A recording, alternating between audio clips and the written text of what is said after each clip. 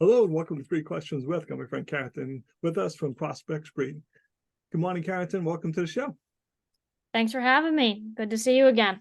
So, Carrington, I asked you to come on the show today because I want to talk about the importance of pictures. Now, I know I'm a unique dude, but I judge people on LinkedIn, social media based on their profile picture. I see some people and I just, when I saw your picture, I'm like, I like her. She Yep. seemed like someone I would want in my group. I like to get to know more about her. I've seen other people where I'm scrolling and just keep scrolling because the image isn't what I'm looking for. They maybe look angry in the picture. They don't Mhm. look friendly. And I get it for some professions, you're the criminal defense attorney. You can't have a laughy, smiley face. It's probably not what I'm looking for. But we got to get some thoughts to the image we're putting out there, right? Oh yeah, no, definitely. I always tell people when you're trying to figure out what photo is right for you, there are different levels. It can depend on your profession, it can depend on your personality.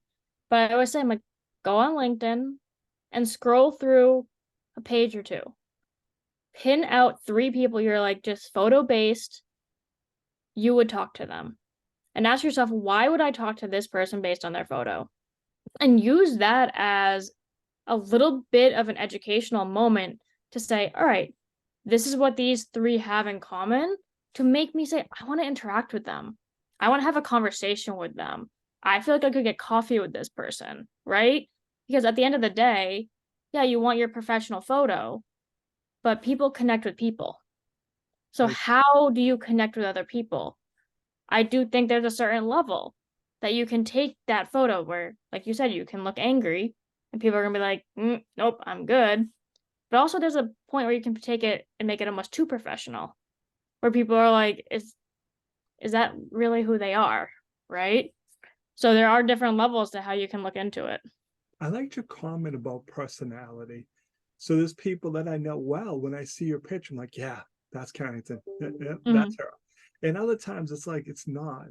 But one of the things that we forget as we got old, Hmm. sometimes we're using pictures. I was guilty of it. I got lucky and I lost like 25 pounds. And the picture was a few years old. And one of my photographer friends like, when are you gonna update your picture? And to me, I look the same. He's Right. like, no, dude, your face is totally different. You lost weight. Your hair got a little grayer, but you lost weight. You look different now. Yep. And sometimes we hang on to that picture because we think we look good. Although it's like, well, Kev, you're 58 years old and using your college graduation picture. Yep. You Yep. might want to update that, right? Right. No, it's a real thing, and people can be vain, and people will be like, "Can you get rid of this or that and fix me here?"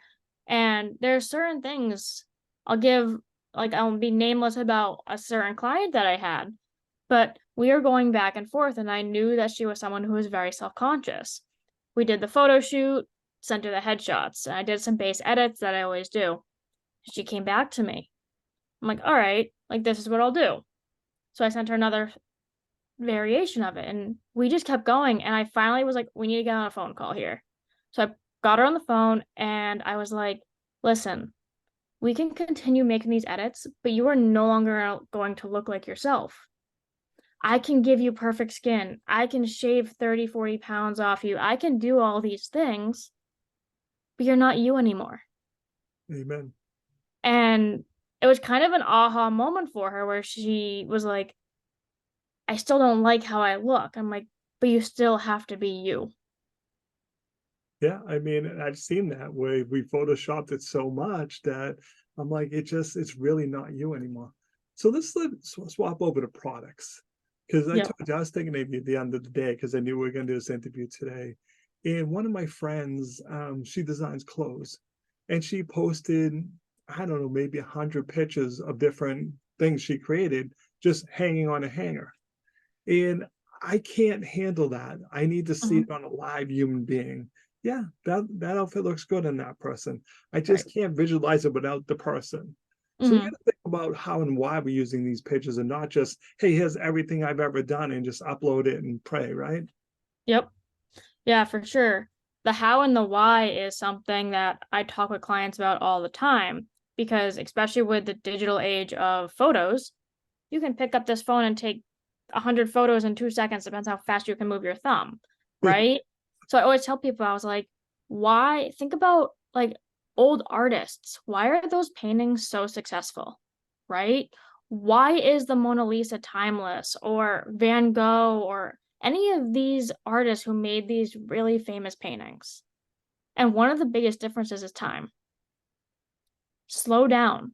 Think about why you're creating this photo.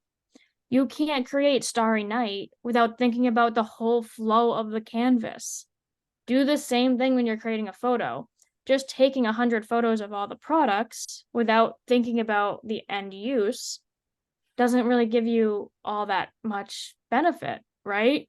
If you create that 100 photos without thinking about it, in that same amount of time, if you made 5 that you really thought about and said, why am I creating this?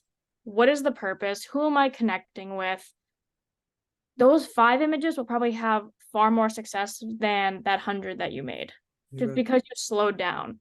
And whenever I'm having those conversations, especially with people who are in the DIY standpoint of their business, I always say, I'm like, think like a painter. Be a painter. Don't think in the digital age. Be a painter. But see, this is where we need you though, because that's hard for some of us. Oh yeah. We're making food, and I just made this great looking hamburger, and the wait person's going by with it, and I grab my phone and try to shoot it as they're running to the person. When Yep. I'm looking at food, I'm like, do I want to go buy that? Does it look like something I'm willing to spend my money on? Yep. And a lot of times it just doesn't. Like, it looks like every other hamburger I've ever seen, Right. so you're not making me want to try your place. So Yep. that's where it really needs someone with your expertise to come in and explain that, because why? The hamburger looks great. You can see the lettuce, you can see the fries. Fries look good, but you're looking at it from a whole different artist standpoint. And that's Right. where a lot of us just don't have that skill set. So that's what you can help your clients with, to see the artistic side, right? Yeah, definitely. And one thing that people don't usually think about is we're living in a 3-dimensional world, and that's how we're seeing everything. A camera doesn't see that way. The camera is flat. It's a 2D photo. So when you're taking the photo, the reason like things don't look the same is that's one of the reasons. You need to create that depth for the camera, right? So that's why you have people who do styling and staging and building up. Like, say you had that hamburger, you might have to build it up a little bit more and pull things out to make it look how you saw it before, to make the camera see the same thing in that 2-dimensional world. So there's a whole other process to actually creating that image that's going to actually be appealing to what we enjoy seeing. Nicely said. So, Carrington, what's the best way for people to reach out to you? How can they learn more about your services?